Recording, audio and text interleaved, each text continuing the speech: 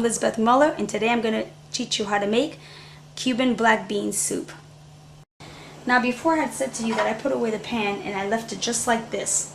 I like to take all the stuff from the pan that's been cooking before, and I like to add a little bit of the wine in there too.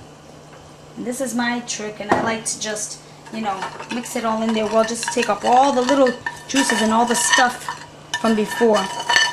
Mix it all well, just to get all the flavor, all the stuff from before that's been cooking in there. And I also add that in there too. I sure do. I put it all in there. Don't waste any of it. Okay, and then I stir it some more. And as you see, it's coming along. It's changing colors. It's getting thicker. It's looking like a nice soup. And it's going to be absolutely delicious when we're done. That wine that we added, it's going to add a lot of that flavor. Again, nice dark, full-bodied wine.